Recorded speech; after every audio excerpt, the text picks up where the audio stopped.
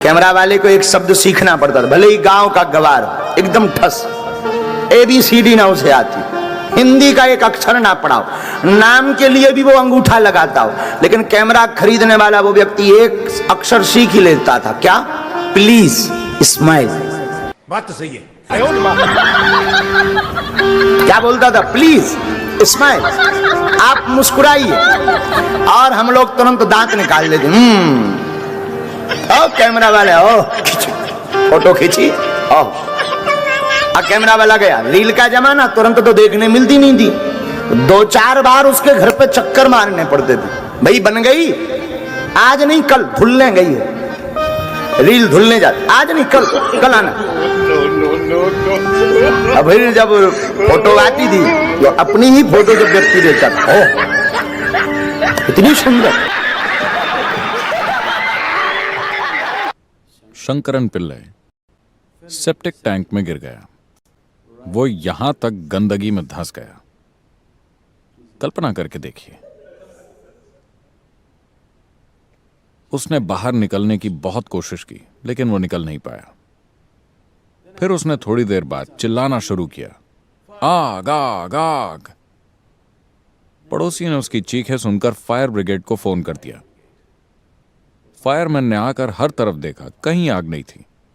फिर उन्हें septic tank में ये महाशय दिखे। उन्होंने उसे बाहर निकाला और पूछा कि तुम आग आग क्यों चिल्ला रहे थे? शंकरन पिल्लई ने पलटकर जवाब दिया, अगर मैं टट्टी टट्टी चिल्लाता तो क्या तुम आते?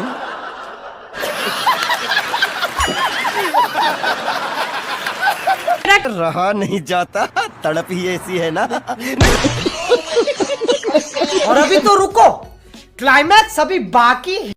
देवरानी का मतलब सबको मालूम है क्या है? देवरानी का मतलब देवों के घर से भेजी हुई रानी, उसको कहते हैं देवरानी। जो देवों के घर से भेजी हुई रानी है वो देवरानी है, और जिसने आते से तेरी जय जय कराने की ठानी है, तू जेठानी है। अच्छा ठीक है। घर के बाजू में एक पड़ोसन थी, तो एक दिन वो मेरे से बोली कि महेश, मैं तेरे को एक ये सोने की चेन देना चाहती हूँ। वो सोने की चेन मुझे दे दी उसने।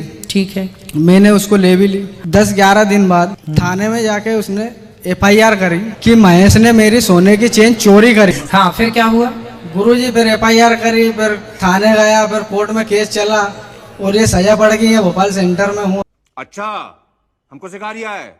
और भी केस होंगे फिर आपके ऊपर? नहीं गुरुजी, एक ही केस है, उसमें 8 धारा लगाई गई है गुरुजी। और यही सवाल था, तो एक तरफा ये सजा क्यों मिलती है इसका? जो आप पर ये 84 साल की सजा है आपको।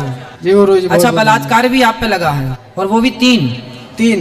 तो ये केस सही है? आपने बलात्कार किया? नहीं सर, बलात्कार नहीं करा मैंने सर। गुरुजी आपको बताया उसकी स्व इच्छा से। अच्छा, उसकी इच्छा से आप उसके पास गए? जी। और उसका शोषण किया? जी। तो फिर जब किया है तो फिर उसने लगा दिया, तो फिर शादी? अच्छा, आपकी ऑलरेडी शादी हो चुकी थी? हाँ गुरुजी, मेरी तो आपकी जब लुगाई थी तो काहे दूसरे के पास गए थे? ये बड़ी अच्छी बात कही आप। एक मिसेस भाटिया थी। कोई भाटिया तो नहीं है? मैं नाम बदल सकता हूँ। एक मिसेस भाटिया थी जिनकी शादी की 50वीं वर्षगांठ थी। वर्षगांठ मनाने के बाद अगले दिन उन्होंने तलाक की अर्जी दे दी। रुको जरा, सब्र करो। जज ने तलाक की अर्जी देखी। वो एक अच्छी पारिवारिक मित्र भी थी, तो उसने उन्हें बुलाकर पूछा, आप अपने पति को तलाक क्यों देना चाहती हैं? वो इतना प्यारा आदमी है, आप उसे तलाक क्यों देना चाहती हैं? आप किस आधार पर उसे तलाक दे रही हैं? वो बोली, वो मेरे साथ वफादार नहीं रहे, वो मुझे धोखा देते रहे हैं। आप इस नतीजे पर कैसे पहुंची? आपने कल ही शादी की 50वीं वर्षगांठ मनाई थी, कल तक तो आप ठीक थी। मुझे बीते दिनों की बहुत याद आ रही थी, तो मैंने फोटो एल्बम पलटना शुरू किया। फिर मैंने देखा कि मेरे 5 बच्चों में कोई भी उनके जैसा नहीं दिखता।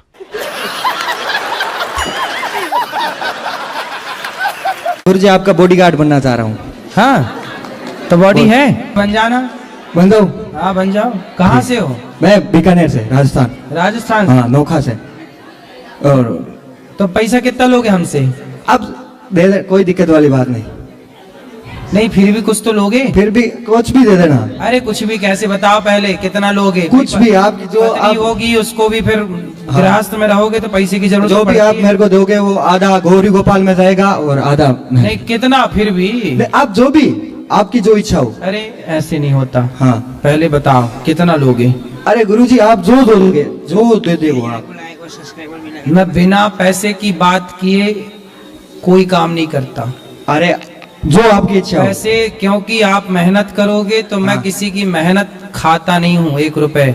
मैं जितना काम जिससे लेता हूँ उस काम का उतना दाम देता हूँ। तो दाम दे के ही काम लेता हूँ। आप अपने हिसाब से कुछ भी दे दोगे मैं ले लूंगा। हैं? आप अपने हिसाब से कुछ भी दे दोगे मैं फ्री में काम भी नहीं लेता, पता है, क्योंकि यदि मैं फ्री में काम लूंगा तो मुझे पाप लगेगा। क्योंकि आपका परिवार है, पैसे की जरूरत सबको पड़ती है, दाल रोटी सबको चलानी होती है, तो मैं क्यों फ्री में काम कराऊं आपसे। अब आप यदि मैं नहीं कमाता होता तो मैं आपसे फ्री में काम कराता, पर मैं तो कमाता हूँ तो मुझे तो आप अपनी इच्छा से जो भी ले दोगे मैं ले लूंगा। रिश्ता भाई भाई का और हिसाब पाई पाई का। अच्छा, अगर तुम लोग नए हो तो सब्सक्राइब करो, वो जो लाल वाला बटन है उसके साथ स्कैम करो या फिर महफिल जमाओ, मुझे नहीं पता, बस क्लिक हो जाना चाहिए। जैसा गुरुजी प्रधानमंत्री बनना है तो इसके लिए मुझे अपने अंदर कौन से गुण समाहित करने हैं ये बताइए। प्रधानमंत्री बनना है? अरे कोई बड़ी बात नहीं, बन जाओगे। बेटा नीचे आओ, बस खूब मेहनत करो, ईमानदारी से समाज की सेवा करो, बन जाओगे। उसके लिए मैं अपने अंदर कौन से गुण समाहित करने चाहिए। प्रधानमंत्री बनोगे तो क्या करोगे देश के लिए, बताओ। देश के लिए सर गुरुजी सबसे पहले जो काम करूंगा वो देश के लिए गरीबी मुक्त भारत और विकलांग मुक्त भारत और महाशक्ति भारत, विश्वगुरु भारत और अखंड भारत। तो आप ये सब कर लोगे?